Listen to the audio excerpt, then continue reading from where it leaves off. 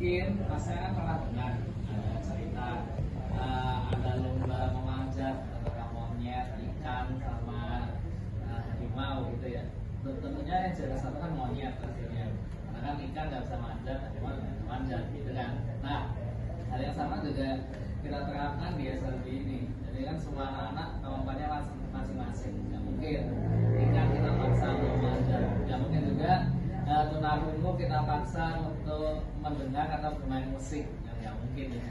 Nah, jadi tantangan terbesar kita adalah bagaimana menyesuaikan ini supaya anak-anak ini potensi-potensi yang mereka miliki ini berkembang dengan sesuai dengan target yang kita harapkan. Misal, katakanlah tunagrahita di satu kelas ada 10 anak, 3 anak memiliki kesulitan dalam kehidupan sehari-hari, misal belum bisa pakai baju, belum bisa pakai sepatu sendiri. Tentunya itu kan nggak bisa kita samain dengan 3 anak. 3 anaknya ini udah bisa baca, udah bisa menulis, tentunya materinya beda. Belum lagi 3 anak yang sisanya ini mungkin bisanya cuma kerja yang kerja apa ya biasanya, kerja rutinitas kayak piket, menyapu, terus mencuci, bukan mencuci sih, menyapu terus membersihkan halaman gitu-gitu. Nah, jadi satu kelas itu kita bisa macam-macam pembelajarannya. Nah, apalagi dengan jumlah tenaga pendidik di sini yang terbatas, tentunya satu guru itu bisa aja membuat 3 pembelajaran yang berbeda dalam satu kelas. Mungkin kalau misalkan idealnya kan satu kelas sebenarnya kalau tunagrahita itu 5 itu udah maksimal. Tapi kita kan nggak ada, nggak mungkin satu kelas itu cuma 5 anak. Jadi sebanyak yang sampai 10 sampai 12. Nah, itu tantangan terbesar kita, bagaimana supaya kita melayani anak-anak ini dengan sebaik-baiknya supaya potensi mereka ini bisa mencapai target yang kita harapkan. Itu sih.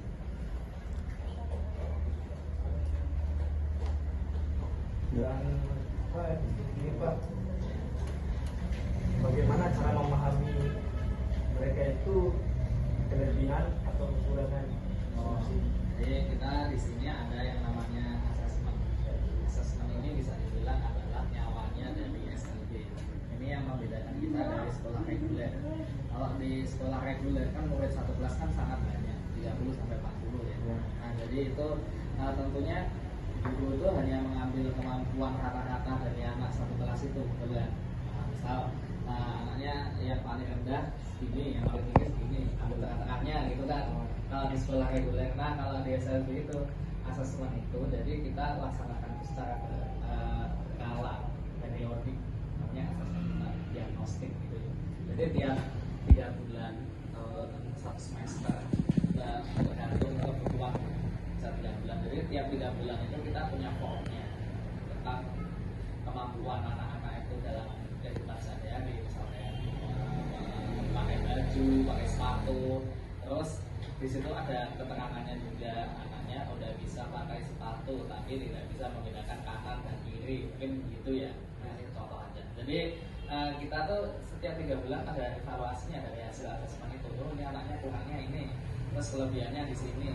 Udah bisa pakai sepatu mungkin, tapi berhitung udah bisa. Nah, mungkin aja. Jadi kita prioritaskan dulu mana yang lebih penting buat anaknya. Misal sepatunya menggunakan kanan kiri belum bisa nih, jadi kita tingkatkan kemampuan anak ini bagaimana caranya membedakan kanan dan kiri gitu ya. Ini contohnya.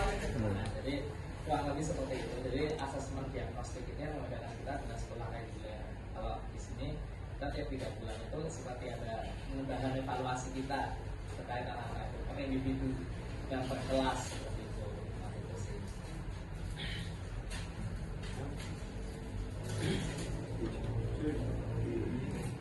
Dan tantangan apa yang terbesar buat di sini menghadapi semuanya?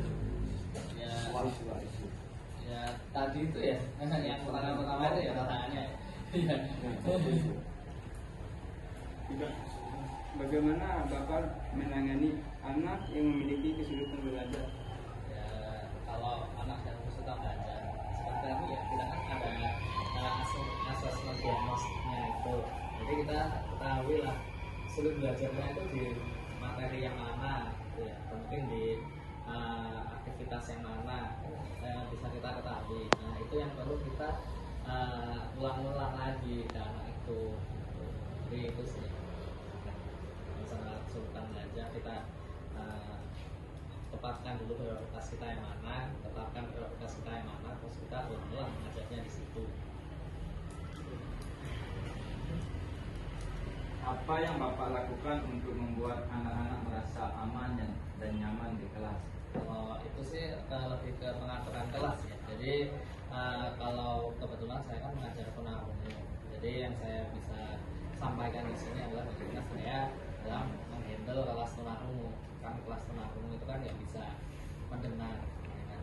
Supaya mereka nyaman dan aman di kelas gimana. Jadi kita harus sering-sering komunikasi dengan mereka, karena mereka kan kalau di luar, katakanlah di lingkungan keluarga mereka kan nggak punya banyak yang bisa memahami apa keinginan mereka gitu ya. Nah, jadi sebisa mungkin saya di sini sebagai guru juga, dan saya juga mau untuk lebih mendekatkan diri kepada anak-anak. Soalnya kan anak-anak kan dari bilang tempat surga mereka kan jangan ke orang tua kan. Soalnya orang tua banyak yang kadang-kadang tidak begitu tahu isi hati mereka. Jadi biar mereka itu nyaman untuk curhat ke kita. Jadi kita pahamilah bahasa yang mereka ingin sampaikan itu seperti apa. Itu adalah salah satu upaya supaya di kelas itu anak-anak aman dan nyaman saya di kelas. Jadi lebih ke mendekatkan ini pada anak. Ya. Apa Bapak terhadap pembelajaran PJOK di SD Kebutuhan? Mungkin kalau pembelajaran PJOK lebih ini ya, lebih variatif mungkin, atau adaptif lah. Kan kalau di SLB kan kita mungkin ada beberapa olahraga yang sulit untuk diikuti anak-anak karena karakteristik anak kan macam-macam ya. Nah itu menyesuaikan dengan karakteristik anak tersebut. Misal kalau anak yang pakai kursi roda gitu ya, kan sulit juga kalau misalkan kita suruh ya jalan gitu ya, bisa dibilang ya. Nah jadi menyesuaikan, adaptif gitu sama kondisi anak. Jadi gimana cara membuat pelajaran PJOK itu menyenangkan bagi anak-anak yang memiliki hambatan tersebut. Nah, kalau misalkan main bola gitu kan mungkin yang pertandingan enak-enak aja gitu ya, tapi mungkin ada anak-anak yang pakai kursi roda itu juga mau main tapi tidak tahu apa yang mau dimainin gitu ya. Nah itu mungkin adalah perannya pelajaran PJOK supaya anak-anak itu juga menyenangkan gitu.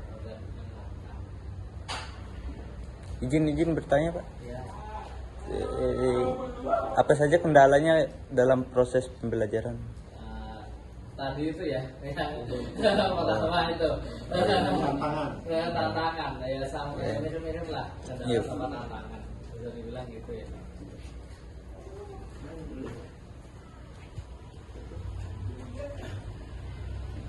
Mungkin itu saja.